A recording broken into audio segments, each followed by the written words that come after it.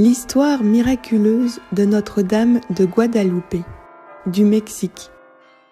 Fête de Notre-Dame de Guadalupe le 12 décembre.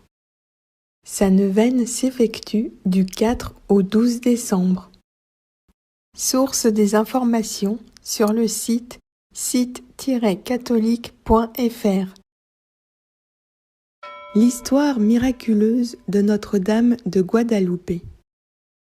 Selon la tradition, le 9 décembre 1531, sur la colline de Tepeyac, un peu au nord de Mexico, une jeune dame éblouissante de lumière apparaît à un indigène, Juan Diego Cuauhtlatosin.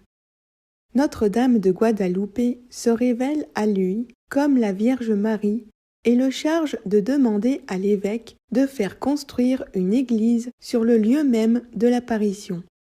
Le prélat, d'abord incrédule, demande aux témoins d'obtenir de la Vierge Marie un signe. Celle-ci ne tarde pas à le lui accorder. Le 12 décembre 1531, se montrant pour la 4e et dernière fois à Juan Diego, Marie l'envoie cueillir des roses au sommet de la colline. Et voilà, l'homme redescendant tout ébahi, sa tilma, qui est un manteau, rempli des plus belles roses qu'il ait jamais vues en pleine saison sèche.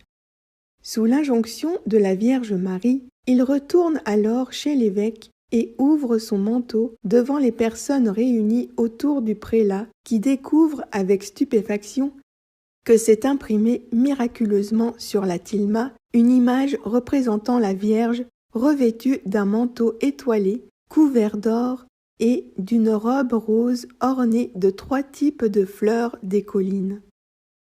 La Vierge porte ses couleurs traditionnelles, la robe rose-rouge et le manteau bleu-azur, turquoise ou jade.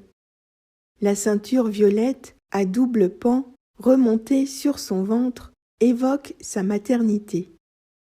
La tête penchée et les mains jointes sont également des caractéristiques iconographiques médiévales.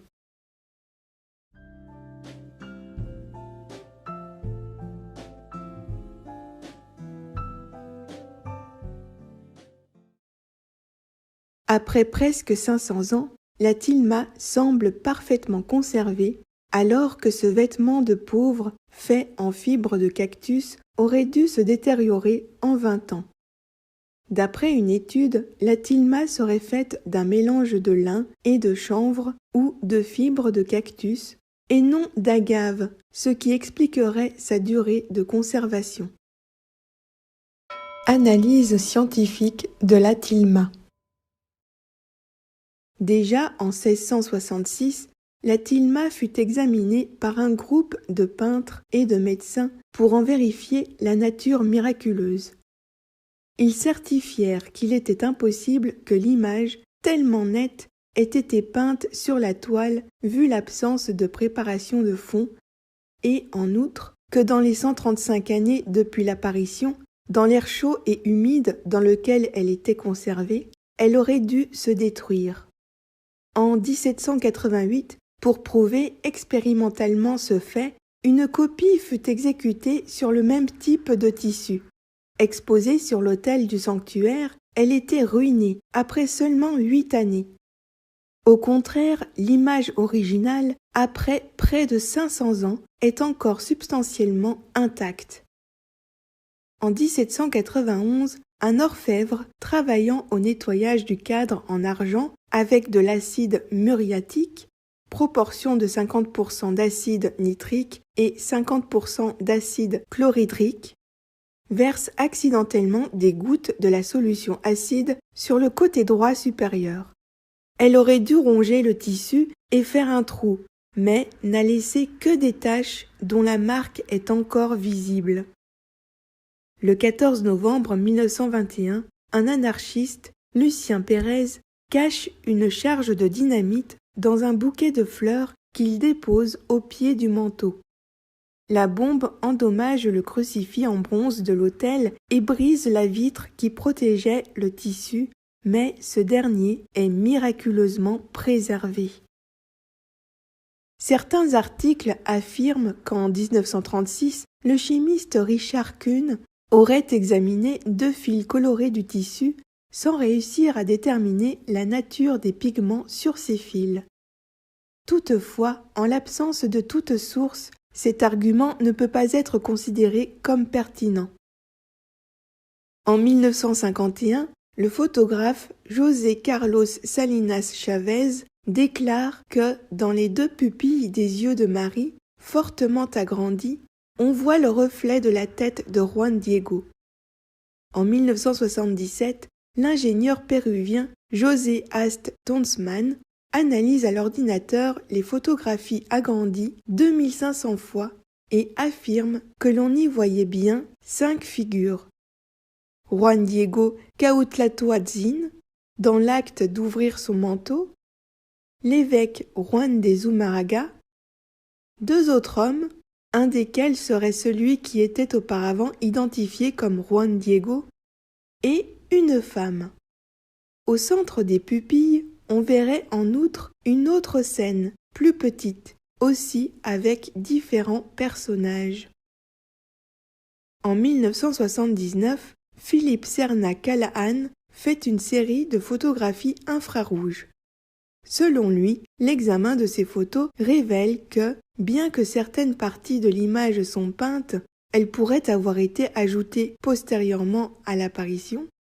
La figure de Marie serait imprimée directement sur les fibres du tissu. Seuls les doigts des mains apparaissent retouchés pour en réduire la longueur.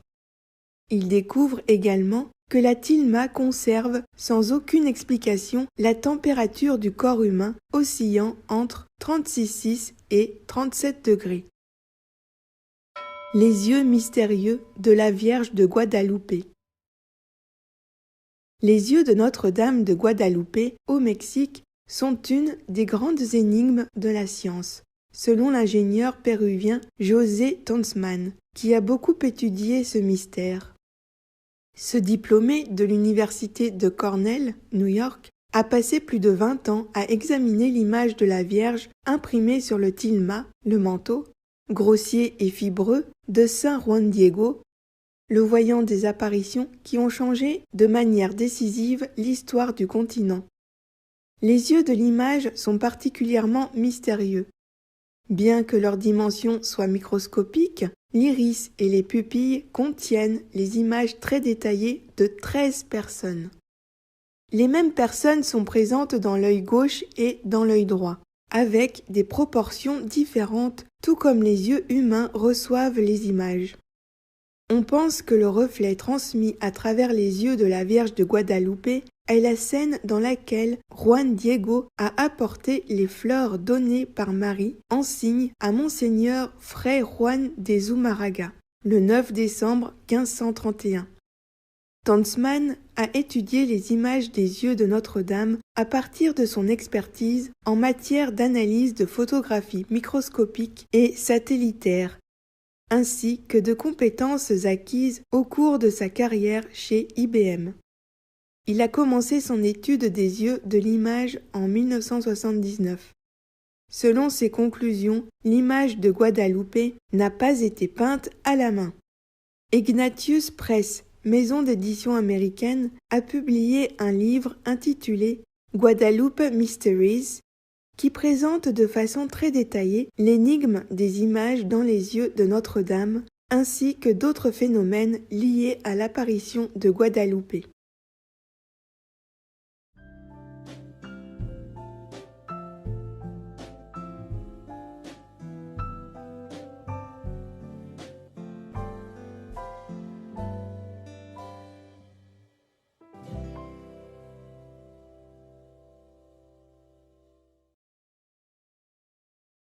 Les étoiles du manteau de la Vierge de Guadalupe. Une interprétation archéo-astronomique moderne basée sur des techniques de projection complexes veut que les 46 étoiles figurant sur le manteau correspondent aux constellations du ciel au-dessus de Mexico le jour d'une éclipse solaire le 12 décembre 1531 et aussi au nombre d'années supposées nécessaires pour construire le temple de Jérusalem.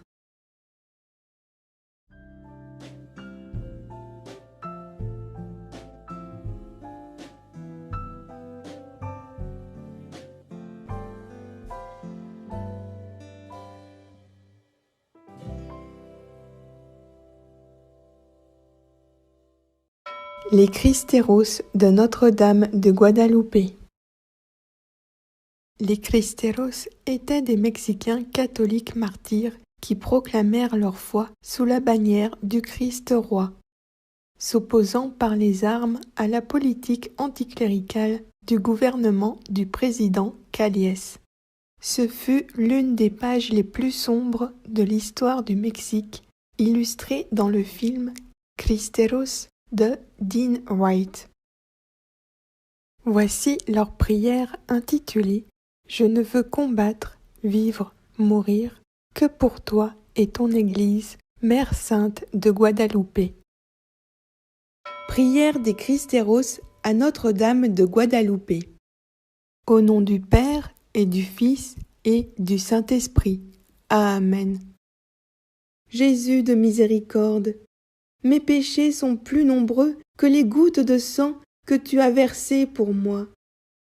Je ne mérite pas d'appartenir à l'armée qui défend les droits de ton Église et qui lutte pour toi. Je voudrais n'avoir jamais péché pour que ma vie te soit une offrande agréable. Lave-moi de mes iniquités et lave-moi de mes péchés. Par ta sainte croix, par ta mort, par ma mère la Vierge de Guadalupe, pardonne-moi. Je n'ai pas su faire pénitence, c'est pourquoi je recevrai la mort comme un châtiment mérité. Je ne veux combattre, vivre, mourir que pour toi et ton Église, Mère Sainte de Guadalupe. Accompagne en son agonie ton pauvre pécheur. Accorde-moi que mon dernier cri sur la terre et mon premier chant au ciel soit « Vive le Christ roi !» Amen. Au nom du Père et du Fils et du Saint-Esprit. Amen.